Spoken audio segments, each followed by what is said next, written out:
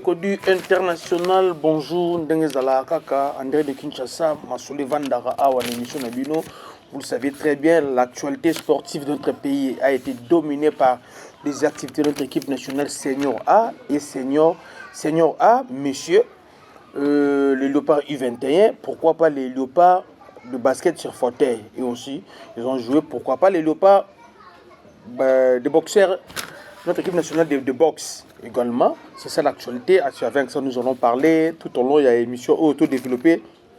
C'était comment les gars qui, au niveau de Accra, qu'on a au Cameroun, là où nos basketteurs, dames, il y a Léopard Senior, basket sur fauteuil, qui représenterait la République démocratique du Congo. Babeta Bandongona qui kuna, pour bête masolo basketteurs, boxeurs, nabisu bazali na niveau du Sénégal, qui pour l'éliminatoire, il y a les Jeux Olympiques. France 2020, France Paris 2024, trouvé ta masolo Italie championnat national, trouvé ta masolo ba Cambodia na stade de Marseille na match na biso na Soudan, to ko beta masolo I21 na biso ba se comporter très kitoko kuna na trésor mining côté kuna Rotterdam, pourquoi équipe de sabre beta qui match amical mo très important na niveau ya Johannesburg en Afrique du Sud côté kuna ndengezela. Bref, c'est ça le gros. Il y a émission Nabiso Yango Nengezalaga Kabatu tout boza ku vanda d'abord sepela. Na ebisibino lenga stade de Zonki to ke final na match ma basket ba handball avant na bandana nous butika na fanta idéologie non na niveau Angola na nous de boss dodo muchoko nazo lela dodo muchoko nazo lela balobaga RDC Burundi équipe nationale Burundi bazana na Croatie. Il y a volé. Coach Abou, coin. Beti première journée, deuxième journée, équipe dirigeant va tirer mon athlète tout Nzimouaka bendani. Au sein de RDC qui m'y passe Burundi. Athlète va bete match ba Niamou qui na Croatie. Astronaute Bagaloria, merci pour l'information. En fait, l'Afrique nous sommes égaux. Donc on a presque les mêmes problèmes partout. En Afrique, notre vraiment. Ce sont des choses à déplorer. Donc ça demande à faire des dossiers sur ça. Ça prouve que au niveau Afrique noire, souvent c'est Zamakassi. Au niveau Afrique noire, les athlètes ne sont pas bien entretenus. Imaginez pour toute raison qui Manapoto. C'est impossible. C'est parce que quand on va dans Mazembe, qui a un salaire bien, moins 4 mois, moins bien. Peut-être pas que les joueurs sur la 3e division, Mikili. Il faut comprendre, lorsque les athlètes ne sont pas bien entretenus, tout le monde a le logo haut. Donc, moi pas sur tout qu'on a, dernier masolé zalaka quand même, et monsieur le deuxième, nous avons moulaï et zappé kitoko. Spécialement pour nos boss, Adolphe Moutebachilamouinda, le président Pakis, qui te panda chala lukapa. Réfère qu'Antoine dit à Paris, n'a pas su peu bambote, au benga gingato solula, toujours solula siko. Nini eza koleka na activité sportive na RDC toujours au solo là.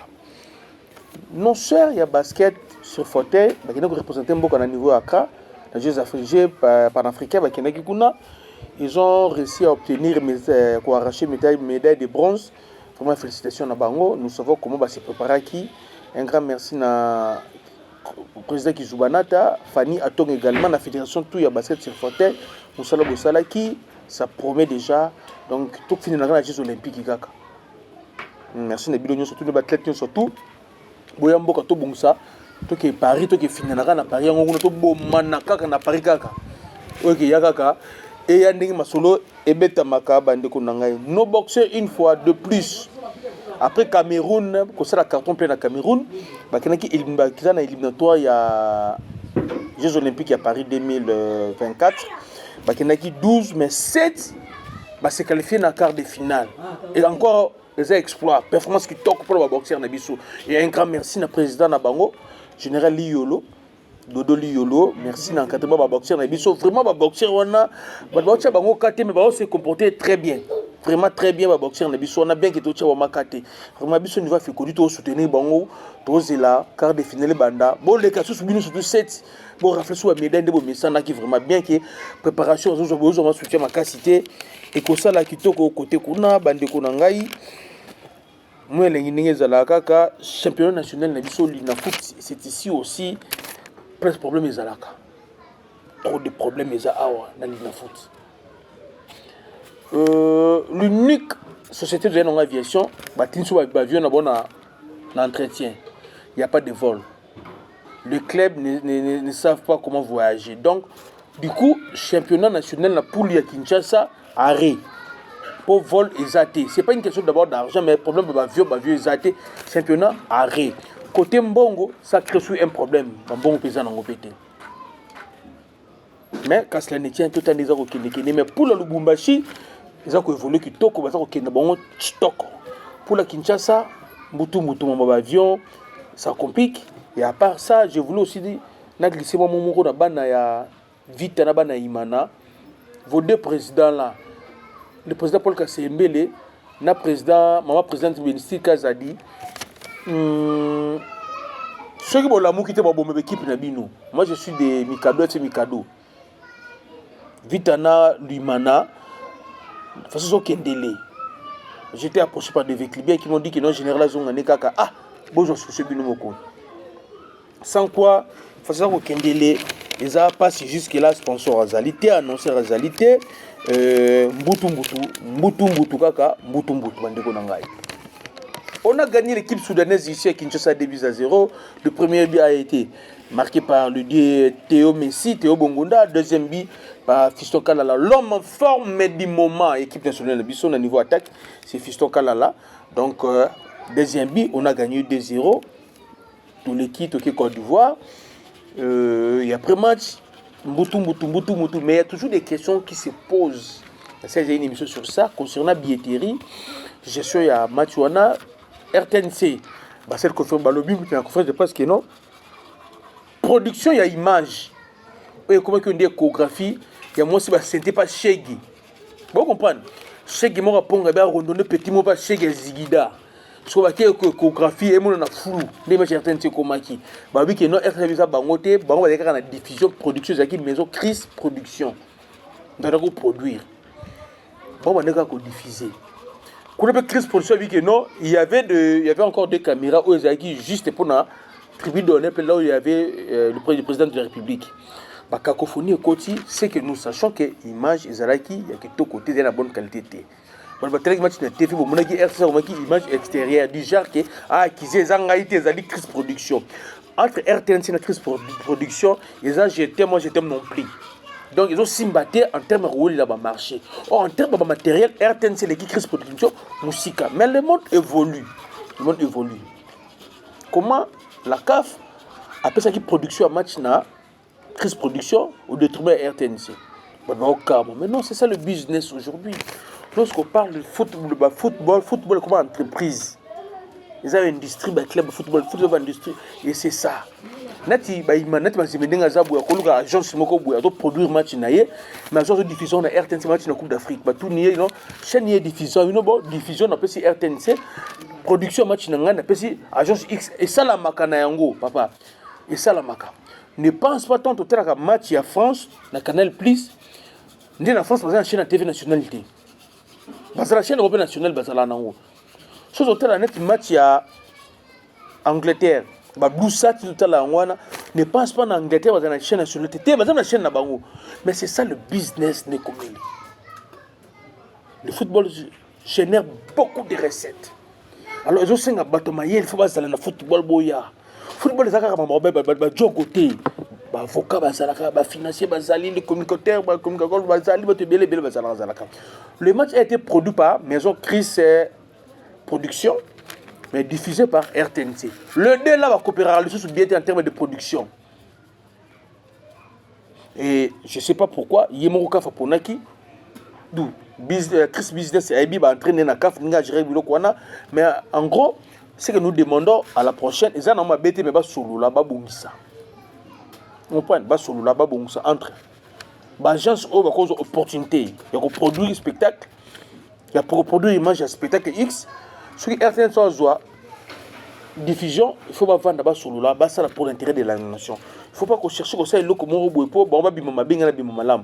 Et simité dans tout ça, ce sont nos frères congolais, surtout par exemple les bandes à Kinshasa, les bandes à la République démocratique du Congo, ne va souffrir. Pour nous comment on image wana. En termes de gestion de billets, il y a une cacophonie mbutu. Qui avait autorisé impression il y a bien 5 000 francs. Nani a autorisé qui yango impression bien 5 000 francs nani a autorisé qui yango on s'était convenu avec la CAF 55 000 billets. On a déploré que notre 10 000 c'était un peu beaucoup. Mais comme on avait 55 000 billets déjà imprimés, bon, comme 10 000 c'était beaucoup, bah, billets pour tout, ils avaient presque 36 000, 46 000. Bah, qui fait 5 000, ce n'était pas nécessaire pour produire des billets moussous. En produisant d'autres billets, il y a 5 000, ça crée des désordres, des tricheries. Et la tricherie, on a déjà dit.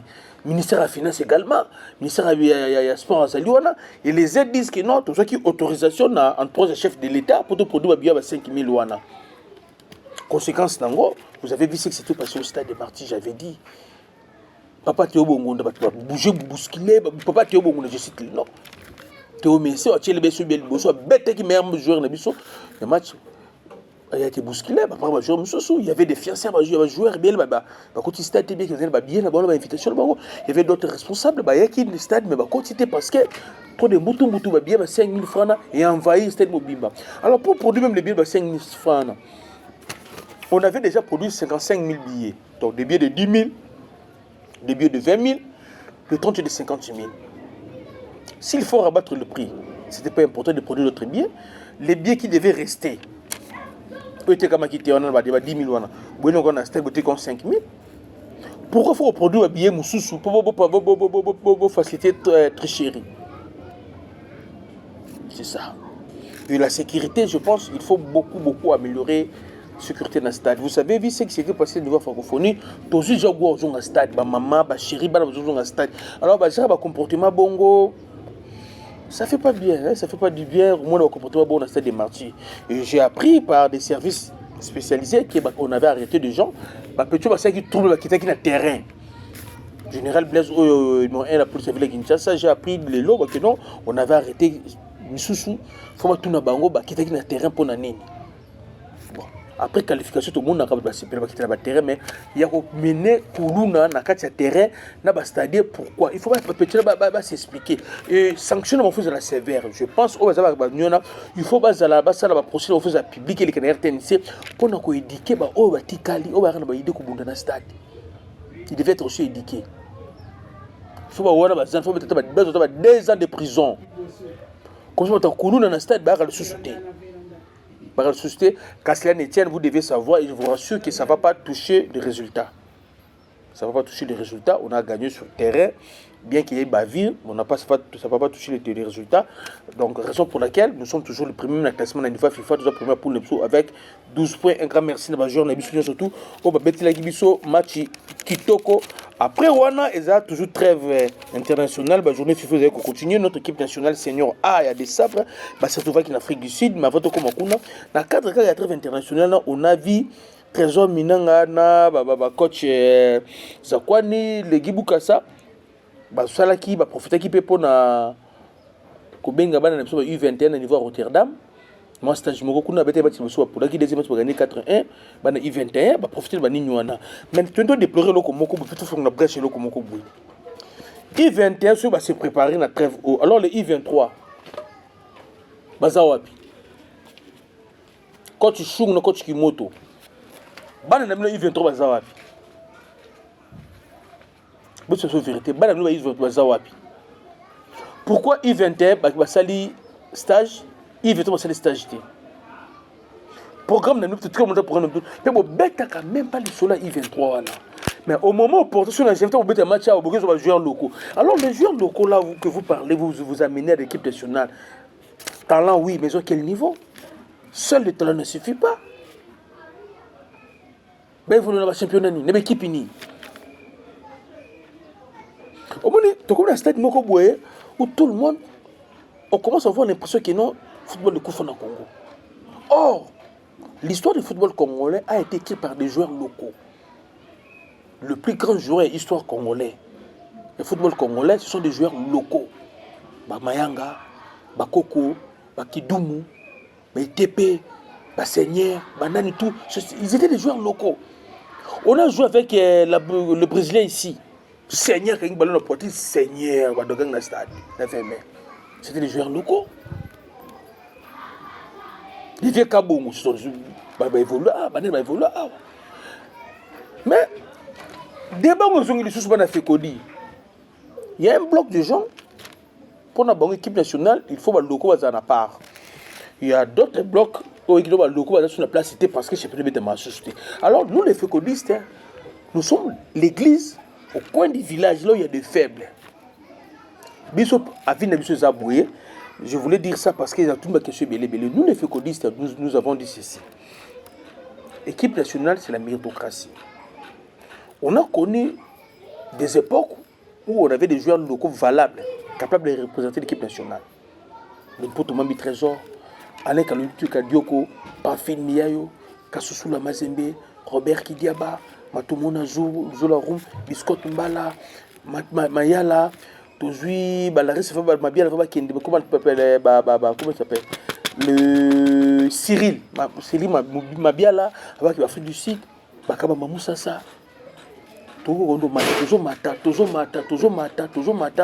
contre la vie Santos, t'as Mikili, Papa Kalala, Banda Mutumbila, Bamayanga, toujours mata, Bazalakitala, Balebo Bakasu.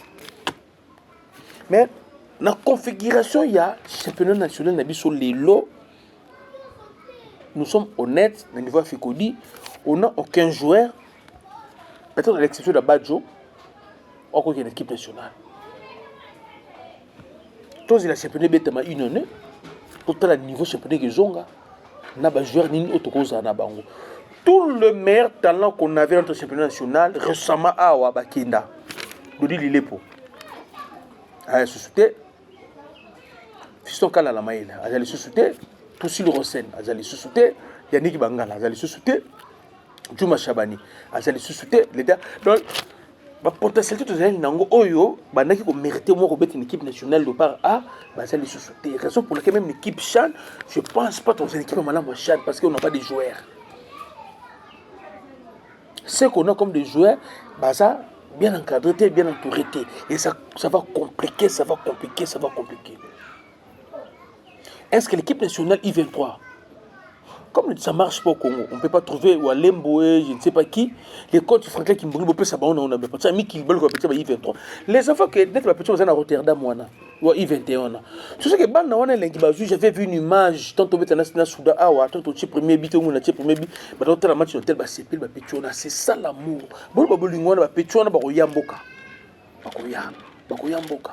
Donc on veut ulindenga lo ba petchona ba koyamboka parce que bazu déjà goût ya ko c'est l'intérêt de l'équipe nationale. Basé dans l'intérêt de l'équipe nationale, à peu près deuxième journée on a Rotterdam, kuna na Hollande, mais bah la match il doit pas na bandera qui Kinshasa. Bah yoki stade yembi kuna fait connaître match yembi nze boko to kuna. Côté kuna pe fatia pesi mama Denise bisou. Lo yembo match kuna lo yembo kuna. Bah petit pe kuna ba yembi pe kembo na kembo. Pour la chanson fétiche il y a sport il football dans Congo kembo na kembo kuna na lola. Mais qui plutôt emba kembo na kembo kuna na lola. Ba Angelu ba koyembela ko kembo na ko waso ntimo nezo ko beto mo mto apesa rafa basi ba frère bisu ba tanksa ma misu. Et la chanson fétiche équipe nationale na bisu kembo na ko kala ba petso na ba yembi en partir à Rotterdam ba comme ça ba ya ba vie na bango awa. Alors ba na ba na goût équipe nationale. Demain après demain on se la peine na bango ba koyamba la moko. Alors to ligne pe na I23 coach Sungu na coach Kimoto bolongo nan bopema. Parce qu'on a compris qu'on a une fédération à Zanambongo européenne, c'est binoté qui servent à recrutement dans le Mikili. Alors on prend les mêmes Congolais qui sont en Europe, bah il y a biso banawana, c'est I23 parce que bana I23 là c'est presque le part A. Au part I23 c'est presque le part A prime, c'est le part Chad, c'est ça. Donc comme un championnat on a foin, ça sert à rien qu'il est par 4 chemins. Coach Chungu, coach Kimoto, on n'a pas l'argent. Qu'on se dise la vérité, bon, après ça va bien bon côté. Alors ça sert à rien, vous avez un poste où vous avez payé, vous avez primité. Vous libérez le coach le col, dans Miki, Franklin Kimbongi là, c'est belé côté kuna. Même si c'est bien, ce sont toujours des Congolais, bon, le coach voilà, le qui l'a mis sur le jour comme I23, bango, non formé bango. Parce que Moutoumou a benginga, il y a bien un an, il y a un I21, il mettre la peine à I23, c'est pas une mauvaise idée. Bana I23, à Rotterdam, soit mais comment parce que bana wana ya I21 tout le monde là bango le par lobby le par A déjà bango peut-être faut éviter peut-être nous scoop tant que bana na ba petit deuxième match na bango wana le coach a signé qu'il lien un match de ça pour tel match bana mobimba sur internet et a dit na je suis loin de vous mais je suis avec vous pour rassurer banana que non équipe n'a le déjà bino banana event toujours monana alors ba petio na bana to fait ko faut tu bango poids quand tu gibuka sa staff na yo minute faut maman na poids fait ko di faut to sukuma bino ma to no pépé parce que le pas lobby eza bango kuna na niveau local a ce joueur malamu ce championnat bongi o ba robima malamu ba ye kuna sur le championnat bongi te pour potender bozo potenanga kuna. C'est ça la réalité. Coach Chungu, le coach Kimoto, bana na bino fait na Congo, tu éviter bozo sur base de quels critères? Sur base de quels critères bozo bana na Congo pour bana I23. Et je me demande que l'équipe Chan Barossa la ondengeni. Si ça continue comme ça, moi je pense je suis d'avis bazo na pour la Zemoni pour la Lubumbashi. Bazo va jouer pour la Lubumbashi ça le par Chan parce que pour la Kinshasa ils ont boité nango. Ils ont boité nango. Bazo pour les autres bien, ils allaient pour la Maziaria, ce pour A na Lubumbashi kuna bazo na équipe Chan. Sans quoi Kokoso na Kokoso bandiko na ngai on évolue ndenge zalaka ka madame Christina Ndiba Georges Cass. La personne qui est Masolo Kitoko. RDC, Afrique du Sud, match amical international. Après qu'on gagne sur d'autres Tokomaki, le chef de l'État avait reçu des joueurs. Après, on a eu prime présidentielle. Il y a un talib sur fécondité. Il y a un talib sur les résultats sur le terrain. Sur le côté de Makamoko, Makindoki. Banana bazumbongo ba pesi mbongo te boyo nyonga pamba to boyi nous les fécondistes talibi sauter ba sel musala balia mbongo na bango ce qui est important pour nous les résultats sur le terrain. Contre l'Afrique du Sud, on a vu Lionel Passe Napoto Ilongo Ilonga Baka Okibushiri voilà classement Okibushiri Joris Kayembe Jordan Ikoko Edo Kayembe Mfundu Akolo Wissa Silas et Mouleka. On a joué, on a perdu 1-0. La statistique, le Sud-Africain va donner 51% de possession, Balbiso 49. Nous, on a eu 5 tirs, bon, ils ont eu 3 tirs. Match serré.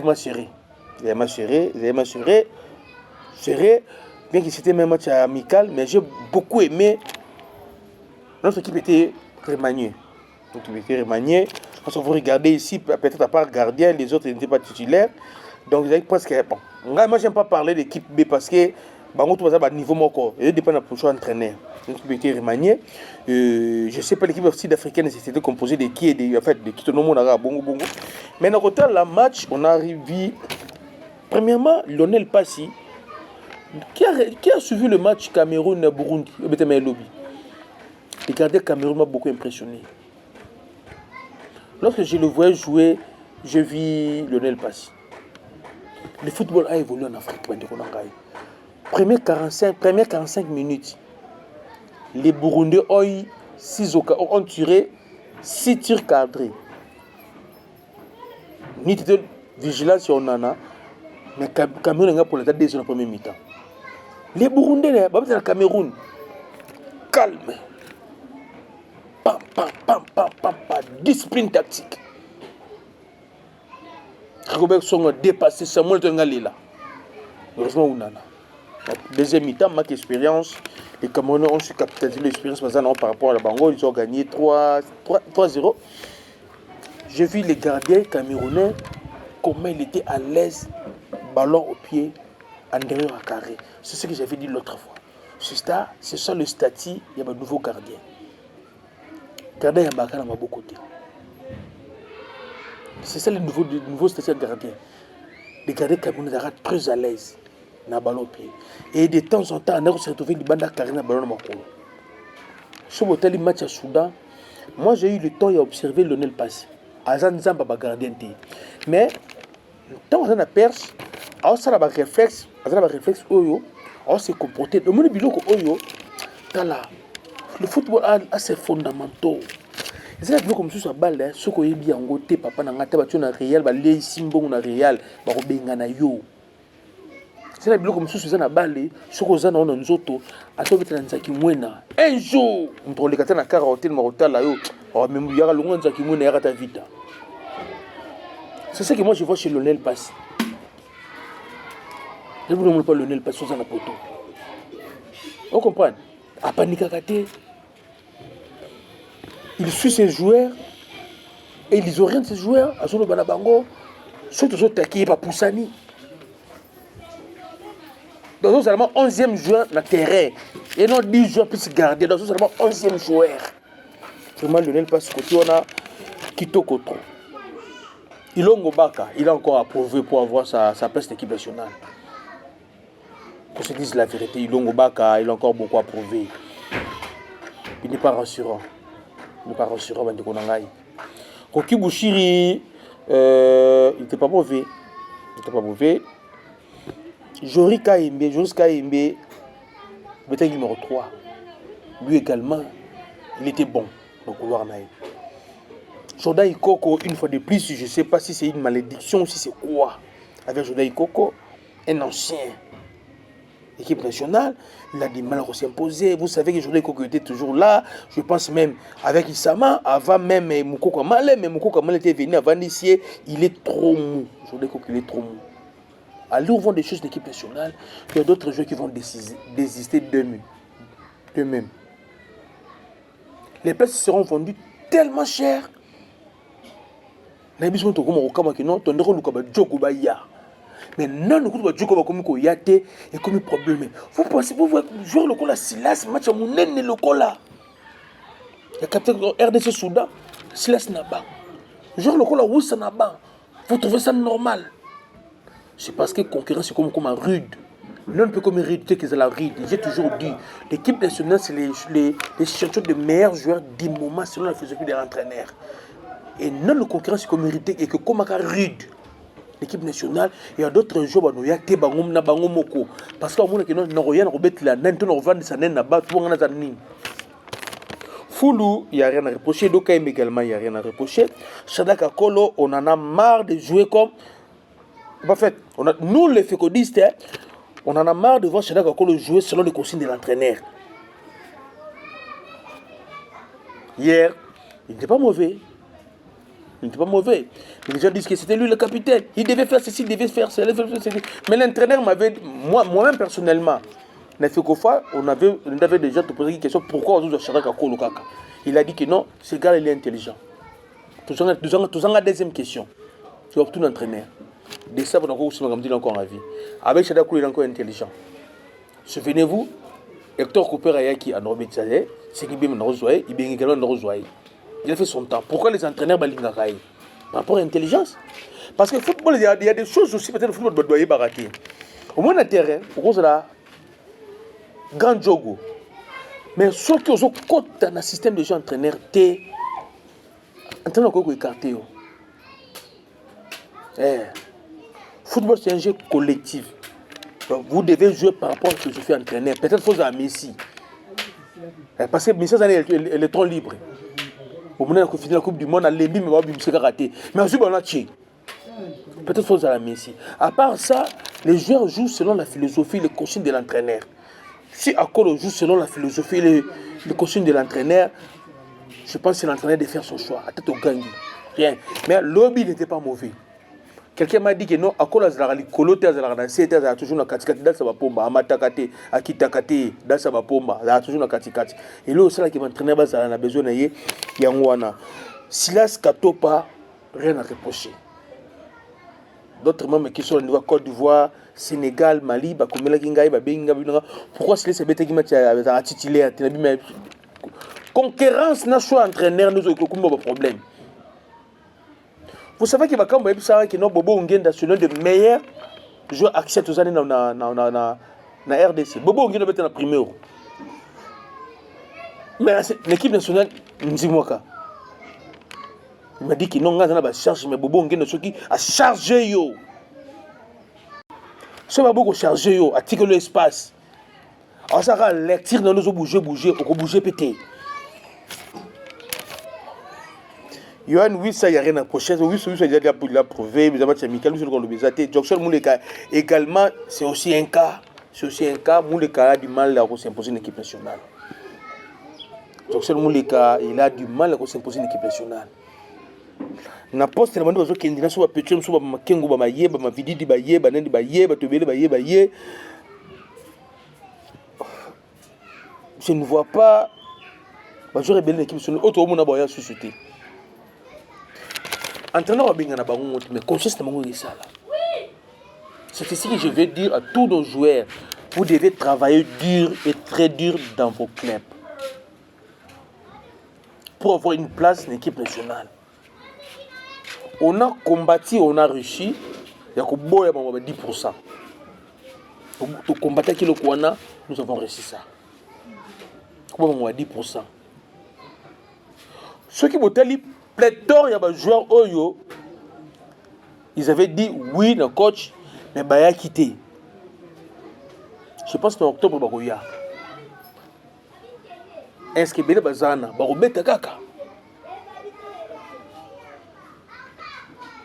Vous avez vu un jour quelques cas là, mais sur le terrain, vous voyez comment il bouge. Fiston Kalana Maël. Vous voyez comment il bouge. Bon, on a bougé. Vous avez vu comment il bouge. Fiston Kalana Maël.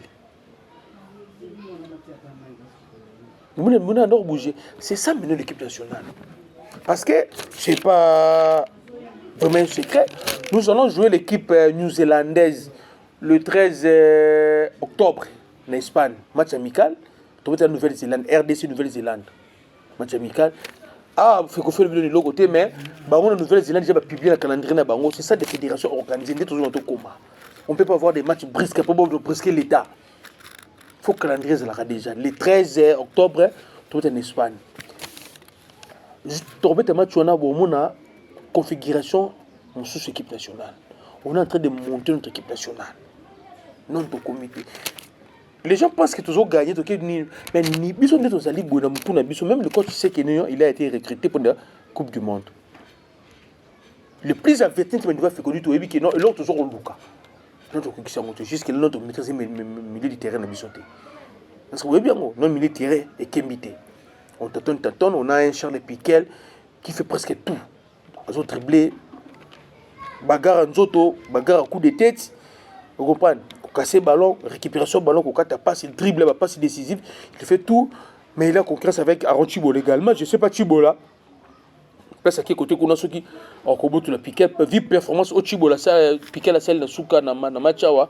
Même temps on continue en Afrique du Sud, et comme il y a un peu ride, il y a Moutoussami, peu importe ce qu'on peut dire, lorsqu'on a un joueur tel que Moutoussami qui est capable de jouer 90 minutes, il va poster tout qui m'a bon terrain au Bimbazo, l'embatté, il a jeté. Quelqu'un m'a dit de suspendre le numéro 10 dans l'équipe Nebiso. Je vous te dis, le numéro 10 à la sous-souté. Ça dépend, maintenant, dans la philosophie de bêta. Bon, dans le système à schéma de 4-3-3, 4-4-2, 5-3-2. Ils ont dépendre. De choses à la boule qui donne le numéro 10 à la équipe nationale. Il n'y a pas le numéro 10 à la sous-souté. Pour M. Tobi, il y a le numéro 10, mais c'est qui n'a pas de Théo Bongo, on a un Soudan à côté qui disent, mais il y a 10. Donc, il n'y a pas moyen de dire qu'il faut le supprimer le numéro 10. Pour le numéro 10, par rapport à ce que je fais m'entraîner. Quand on a coach José Mourinho, on a le numéro 10, Kaka. Si on a le bêta tête. On a le coach Ibengi, on a le numéro 10, on a le bêta tête. Pour il y a même pas double pour un petit liboso ou itikuna. So yo 10 bon choix wapi. Au comme 9. Et Simbaté. Donc, à tous nos athlètes, les joueurs congolais, pour l'instant, on a confiance que les binationaux, comme les professionnels, mais vous devez faire effort, beaucoup d'efforts dans le club Nabino pour mériter place. Je ne fais pas tout comme on ressemble à la rabatou. Oh, vas-y, tu es bon à Nini. T'es papa, ça va faire dans le club Nabino parce que n'dengue le père Zungo Kendele.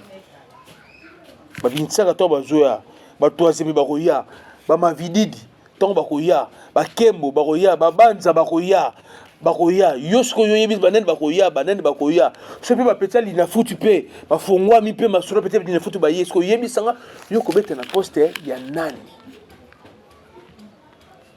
bapeti na pe ba Mathieu Paul au Standard de Liège ajizolo mukipo akoya pe oh Michel Balukusha pe aye pe lisusu petit on a les Paul José Mpuku pe aye petit on a Juventus pe aye ba Jérémy Kilongo ba aye Kilongo Sivi et Emile Esbon ba aye ce que yep sans yo mettre na poste ya nani c'est ça maintenant le vrai problème. Quant à l'organisation, je voulais aussi placer un mot dans l'organisation. Je ne parlais pas de match, il y a trouvé bien dans le stade. Un grand merci à manager Dodo Landou. Vous avez vu après le match, l'équipe nationale de Pola Bleu, on l'a fait. Ce sont des choses que nous avons dans l'équipe nationale. Nous avons la qualification et les gars à Rabongo. Mais ça prouve que c'était quelque chose de préparé. Donc il y a plein de séries, comme il y a petit à petit une équipe nationale. Mais il faut toujours améliorer, pour atteindre le standard à Baninga. Comment d'autres nations vont préparer l'équipe nationale. Ici, je ne vois pas le ministère, il y a sport. Je vois l'organe technique, le staff technique. Donc je vois d'abord le staff technique. Parce que FECOFA est un organe technique. Ne me dis pas que le président FECOFA à Kitaka, tout n'a pas il y a des intendants, comment s'organiser tout vraiment Dodo Landou, vraiment Kitoko, Bob Makandale, l'équipe de Pesio, Bambo, Tesco Zali, Kitoko. Nous de la FECODI, tous la Massa Batouté. Boulot Kitoko, toi, pour yo, so ma bé, tu expliques que c'est ma bé, si on a des propositions, on sait tout ça. Mais ce qui staff, il a fait qu'on faut préparer le match, on a vu ça. On a vu ça, même l'investiaire, lorsque le président de la République a quel investisseur, on a tout le monde a malé. C'est un ancien joueur, pas un ancien joueur, c'est un léopard, mais il a sélectionné. C'est un investisseur, tout le monde a Yannick Guilla la Boulassi. Marcel Bamasolo, tout le monde est de gauche, de Marcel Bamasolo, c'est cette organisation que nous voulons. Parce que le dynamisme, oh, tu me mango, en octobre, contre Soudan, la Mauritanie, première et deuxième journée, éliminatoire Coupe du Monde. Tout le monde a la même union, même esprit, on a. Tout que pour prendre un match. Parce que le deux matchs là, si on arrive à avoir 6 points, oui, bah, non, ça sera très bien parti pour nous. On va jouer les Soudanais. Après, tu veux l'équipe mauritanienne. Ça ne sera pas facile pour nous contre la Mauritanie. D'autant plus que tu as une histoire de Mambutumbu. Vous comprenez? Et même Soudan, je me demande pourquoi il y a 5 défenseurs. Parce qu'ils devaient jouer, ils ont refusé de jouer. Croyant qu'il y a Okanga, ils ont contre-attaqué c'est ça. Une fois de plus, tout le staff, le groupe WhatsApp, les bélénistes, ne répondent pas. Pour ne pas te ça la il y a certains qui m'ont dit que non, FECODI c'est bien, l'émission c'est bien, mais c'est trop lingala. Je pense qu'il n'y a pas moyen d'améliorer pour qu'il y ait un temps de bakouchi moussous. Déjà, création émission, on a fait ça pour amener dans des lieux publics, dans de grands salons, tout ce que le peuple congolais réfléchit sur l'évolution du football congolais. Et tous ces gens-là, qui réfléchissent dans le terrain zélo, ils réfléchissent à Lingala. C'était ça, la des chances de Tchaka, Lingala. Mais tout le monde parce que la demande est comme un peu trop. Parce qu'il y a d'autres termes, net exemple. Kichouamina. Tu en français. Vous expliquez tout. Moyembe. Ngidi. Tu en français. Kichouamina, c'est ça, bimatinal. Ou bilou notre imana. Nous devons kichouamina. Mais ce qui la photo de banini bimatinal. Mais ce qui tu as mis les bimatinal karaté, ça bi o elongo raté dans ce côté kangi. Karanchua qui tu as mis les côtés. Batata ba yo me kuna na 20 côté, ba pesa quartier ka comme Congo. Loyembe bandi. Tum dans malula libumbu qui tu as mis les jeux côté. Il m'a notamment boki masuba na terrain. Au poste ba maki elongo raté. Ce que ça explique en français ndengeni qui tu as mis là. Bimatinal o ba égaliser ngoté. O ba ki s'appelle bimsusuté. Et ça, le terme Moussou, Oh, pose à la bien, faut à la lingala. On va faire, je sais pas, on doit commencer à faire des émissions, que je fasse une émission en français, une émission en lingala, ou faire une émission bilingue, en français et en lingala, pour faire comprendre à tout le monde. Je vais tenter d'améliorer, mais supporter que lingala, avec les termes afekodi et dominaka. Neti, tu es toboki. Non, pas du wana. Donc ça veut dire que non, numéro 7, à mon numéro 9, numéro 3 wana. Typhoïde. Lorsque tu parles de typhoïde, tu typhoïde, malade. Les amis, comme beaucoup. Typhoïde, les accrochés. Papa, mais que typhoïde au long. Moyembe, ça veut dire centre millimétré. Tout bien à Moyembe. Moyembe, centre millimétré. Ça va bien mbunzu. Donc ça veut dire coup de tête. Tobo Yembe ngidi. Yemwe ngidi, ça veut dire coup de tête.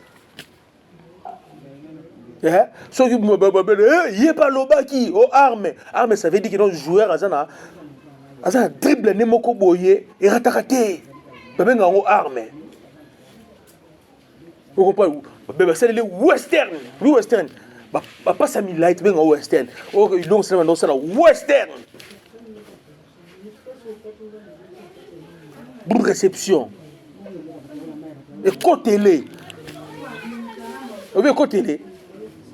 Oui, match moya Barça na Real. Gareth Bale contre défenseur moi Barcelone boy. Oh, entraîneur à Leli. Tu bien on est bon. Et côté les de ces bas percer yo en profondeur. Mbuma pe même sans ko mbuma pe me bima batu awa. Na façon on le bondé mbuma pe ma. DCMP Vitalo de Burundi. DCP Vitalo de Burundi, Tata Raphaël. Burundi a un mot qui bindi. Merci, bateau masola balé baby on son bêta. Azwa numéro 2, Azwa Balondo. Pas de ma X boué. Écoutez-les. So zuka bala boka ki bindi vraiment mukuse boué. Suka balo Balondo ma ko X ka so ika no buko yezo ya. Romari rogo meka rat. Tout tu dis non likolo mbangu. Mbuma pe mbini. So vite le bout de zuka ballon, vite gari côté kuna. Te ba boka boy, wala ba no mbuma pe mbini. Ane le kiane zoya, vite le Burundi fait club. Défenseur avec club. Entraîneur dans Tindai. Kangai. Tema ki bindi côté 3, ba bete bel mambono, ba ibe mno luba. Latéral droite. Et les mots, tellement coach 3 pour ma paiement. Si quoi, balamoko yema ouais. Et bimil banesco, au tchebusko au paiement. Ce qu'on transe, on tellement kangae. A tellement entraîné ma bouée. Maman non. Ya. Paiement awa. Donc il y a en fait pour dire que non, il y a d'autres termes, mais ça serait un peu difficile pour moi de les dire ça en français, d'où de l'expliquer en français et garder même originalité nango. Mais je vais essayer quand même, essayer. Donc c'est pour vous dire que non, et on a compris que même nos enfants, que nous mettons au monde au niveau de l'Europe, au niveau des États-Unis, en Asie également, ils ont compris qu'à travers cette émission, ils apprennent du jour au jour, du jour au lendemain, ce qui se passe dans le sport congolais au pays. Mais ils ont un problème de compréhension où ils ne comprennent pas trop ce que moi j'ai dit parce qu'ils disent que je parle trop lingala et lingala je parle c'est lingala trop quinoa et ils ont du mal à comprendre beaucoup de mots que j'utilise dans cette émission. Alors ils m'ont dit s'il y a moyen d'améliorer, de commencer à parler un peu en français pour leur permettre ou de parler de lingala simple. Lingala simple pour nous permettre un peu bayo kaka. D'accord, je vais faire tout pour améliorer, mais ça sera un peu difficile parce que, comme je viens de vous le dire, il y a d'autres termes, mais là, ça sera difficile de l'exprimer en français. Mais termes, on va garder et l'enguinango kaka. Vous comprenez? Zahir. Nzadi. Il y a des choses Nzadi. Tu en français, mais gardez Nzadi. Parce que Nzadi, ah, on boit. Papa, c'est bon, moi, ben Nzadi. Le bon sont en français. C'est pour garder ce qu'on moi authenticité dans Goana. Et que ça la caca. Eh ben, on a fait Cody. Mais on va faire le nécessaire parce qu'on a créé cette émission pour tout le monde. On a créé cette émission pour faire parvenir les désirata, il y a football congolais, à niveau union surtout, partout dans le monde, dans le Congo. Parce qu'avec nos chaînes télévision locales, ça serait un peu difficile de faire une émission, peut-être qu'on diffuser à 19h, donc quoi, monsieur, qui courait à n'angoté, toi, un beau comme ça, courait à n'angoté, barotalaté. À tout, tu as rédiffusé le 10h, mais maintenant, avec YouTube, je fais l'émission, ça passe en direct. À tout moment, l'émission à côté là. C'est ça la force maintenant, il y a YouTube. Vitesse, il y a YouTube, il y a Wana. Et la communication évolue, c'est ça. Donc, comme demande comme est belé, je vais commencer à tout faire, mais quand moi, comme mélanger à français, na lingala. Moi, français, na lingala. Et je vais chercher à simplifier lingala nanga IP. Lingala nanga IP, tu me soucies aux aïeux, besoin yoka, bayeba. J'espère que nous sommes ensemble. Nous sommes ensemble. Et que Simba Nango, ici c'est la FECODI. On a tourné une page. Nous venons reformuler notre page qui est l'éliminatoire de la Coupe du Monde. Ça sera chaud pour nous et pour tout le monde. Si on pense que les Sénégalais sont favoris, d'accord. C'est pas mauvais. Mais c'est que moi je sais. Dans le football, les résultats, on le voit sur les terrains. On gagne sur les terrains. Sur les terrains. Chaque nation est en train de se préparer. J'ai vu comment l'équipe bourgonaise a tenu un échec, a menacé la nation camerounaise, la grande nation camerounaise, pendant 45 minutes. En termes de possession statistique, la première mi-temps, pour nous, lorsque j'ai vu ça, j'ai dit, moi j'ai toujours l'habitude de regarder, de suivre le match seul, dans ma chambre. Parce qu'il faut écouter ce que les journalistes disent, comment voir des actions. J'aime pas aller dans des bars, beaucoup de tout le monde, parce qu'ils n'osent un peu embrayer. Lorsque j'ai vu ce match-là, je me suis dit au fond de moi, même nous au Congo, nous devons mettre de côté les 2 étoiles que nous portons ici. C'est ça le rare. Ça va dire, j'ai un football. Pour Gangara, tu as 2 fois champion d'Afrique. Égypte, tu as 5 fois. Gangara, à l'Oukra 6e. Vous comprenez? Nous, sur les Congolais, nous devons oublier le 2 ici. Tout le 3e. Soyons concentrés, motivés.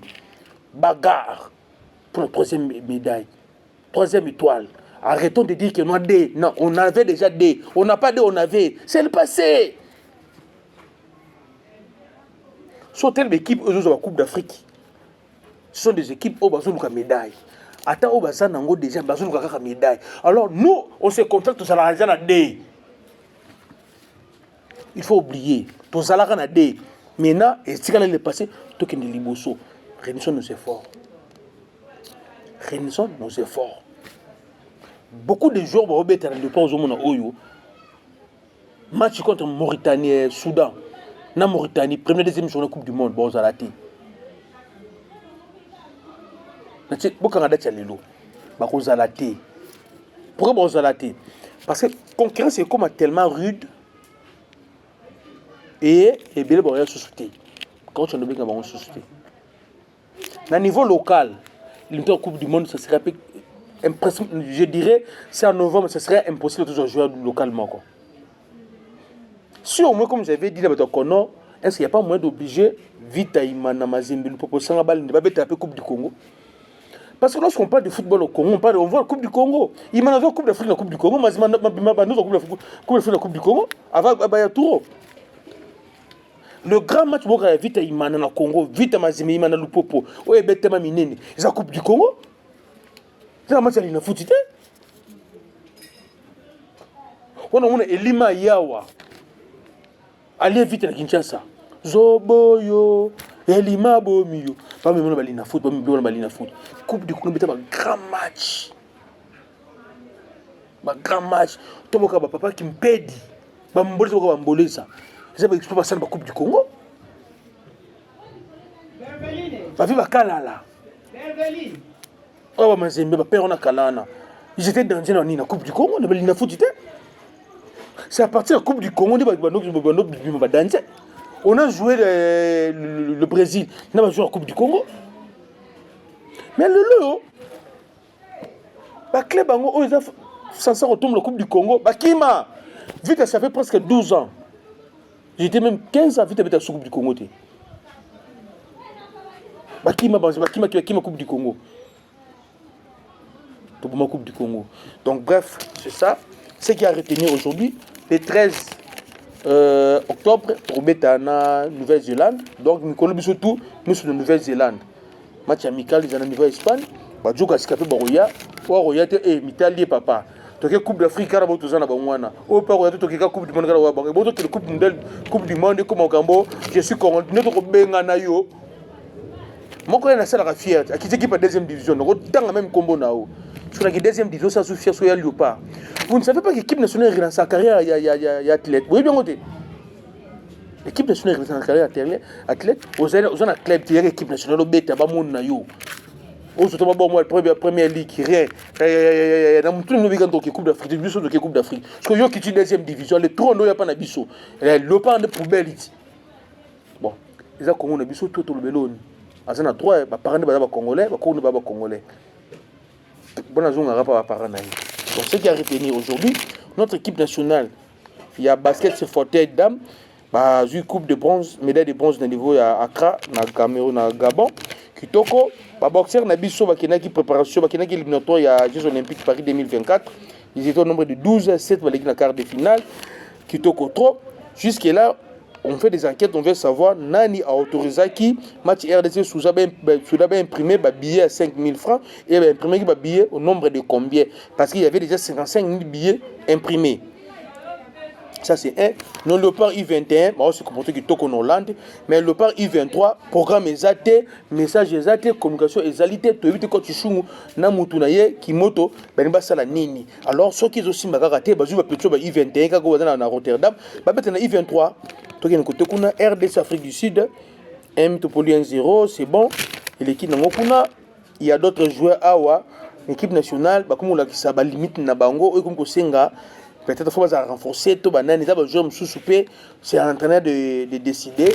Vraiment merci, tout comme Nasuka, Mbote Tutubo Landinga, Titi Njola Nire de Kinshasa, Bobo Sanate, une fois de plus, tout Zalika, toujours dans cette Schengen.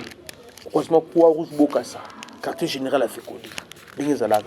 Billy Bacharge petit un bon joueur. Billy Bacharge oh yaza na sima aza toujours na Zambie peut-être chauffer na Zambie kuna botala ye Billy Bacharge na Zambie azo bomando to ka kote kuna ka kuna équipe nationale qui to trop à suivre. Between South Africa and the Democratic Republic of the Congo should be a barnstormer.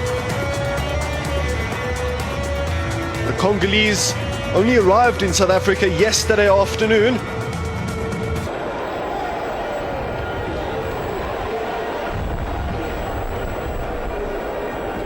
Bruce has been tasked with two things, one perhaps more pertinent than the other. Percy Tau, nearly.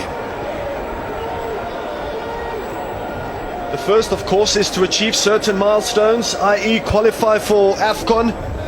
The second is to install a brand of football that is fast, fluid and offensive orientated, similar to what the Congolese were trying to do then and there. Decent defending from Mvala, shot from range, Ricardo Goss gobbles it up. Plenty of heat and venom behind the strike. Not so much precision. Decent hit from the captain, but Ricardo Goss had a good view of it. Congo now on the transition.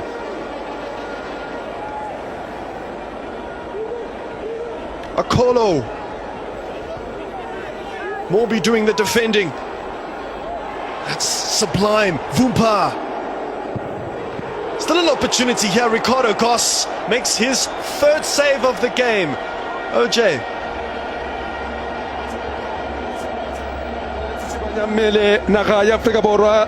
Democratic Republic of Congo.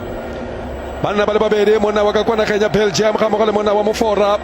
Basimula jalo lebelo mo motshameko ngo ka ba itaware ke motshameko yo itsengwa botsalano. Bana khwelete le ba romela ka kwana thoko. Ba batla jalo moze fela khwelebe mosele moze tsela ka kwantle fetoga jalo gona tatlelo ya DRC. Play resumes. Percy Tau goes short. Mainbela back to Percy Tau. Plenty of hang time on the cross. Mvala with a good touch. Mvala squares. Foster! 1-0 Bafana Bafana. South Africa strike swiftly. Lyle Foster, just like he does for Burnley, grants absolutely no mercy.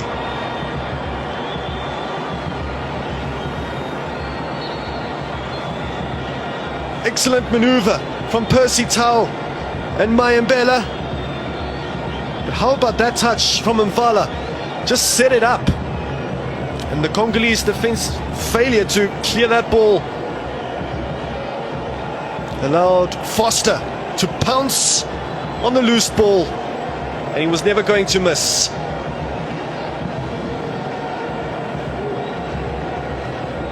Bafana Bafana finally break the deadlock, and he scores his third goal at the Orlando Stadium in 2023.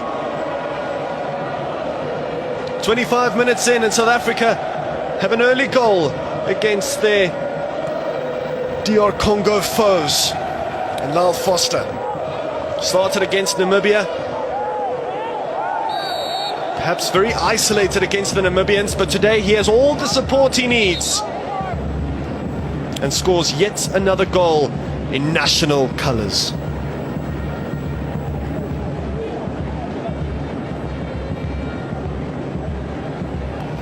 Drops into that midfield just to create a numerical superiority, of course. Mayambela up against two. Sakelele Pasa is busting a gut to get into that penalty area. Innocent Mayela on the overlap. Here's Percy Tau. Decent first touch from Percy Tau. Good strike. But he was looking for the corner. Unfortunately, quite central from the Al Ahly star man.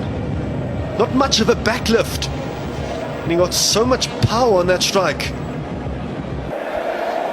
Ile kwele bukua kwele bawetlosa me le ka go lebela kwa tlase ke te Afrika Borwa ba go dira jalo phetogo ke te ba go dira phetogo fela re se ka metso tsele 15 e kota fela wa tigo Afrika Borwa se tsele kwa pele Afrika Borwa se tsele kwa pele re.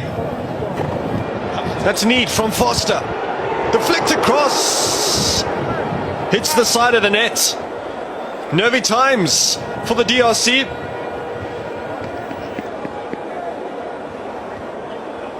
That was just divine from Lyle Foster,